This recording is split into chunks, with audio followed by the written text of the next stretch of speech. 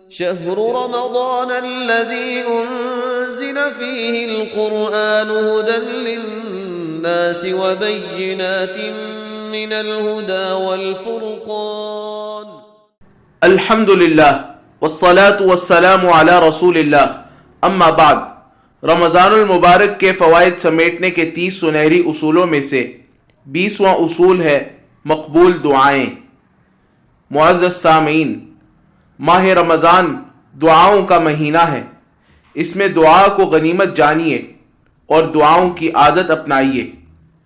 ہرگز دعاؤں سے غافل نہ ہونے پائیں۔ اللہ تعالیٰ نے قرآن کریم میں جہاں روزوں سے متعلق احکامات بیان کیے ہیں، ٹھیک اس کے بیچ میں دعا کی رغبت دلائی ہے۔ فرمان الہی ہے وَإِذَا سَأَلَكَ عِبَادِي عَنِّي فَإِنِّي قَرِيبٌ اجیب دعوت الداعی اذا دعان فلیستجیبوا لی ولیؤمنوا بی لعلہم یرشدون۔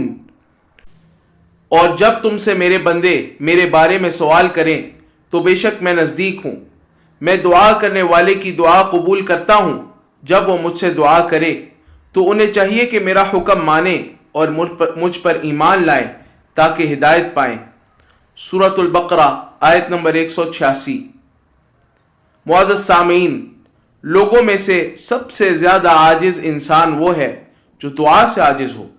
یہ انتہائی ہلکی عبادت ہے۔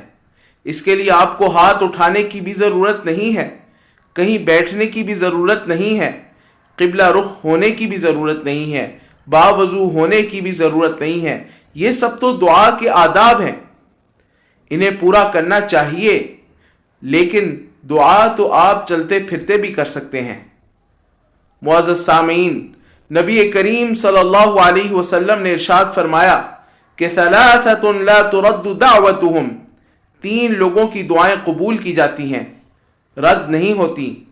ان میں سے ایک آپ نے یہ بھی ارشاد فرمایا کہ الصائم حتی یفطر، روزہ دار کی دعا قبول کی جاتی ہے یہاں تک کہ وہ روزہ افطار کر لے۔ سنن ترمذی حدیث نمبر 3598۔ معزز سامعین، یہ روزہ دار کی بہت بڑی غفلت ہے کہ سارا دن روزے سے رہنے کے باوجود وہ اس سنہری موقع کو ضائع کر دے۔ مقبول دعاؤں کو غنیمت جانیے۔ وباللہ تعالی التوفیق، وصلی اللہ وسلم علی نبینا محمد وعلی آلہ وصحبہ اجمعین۔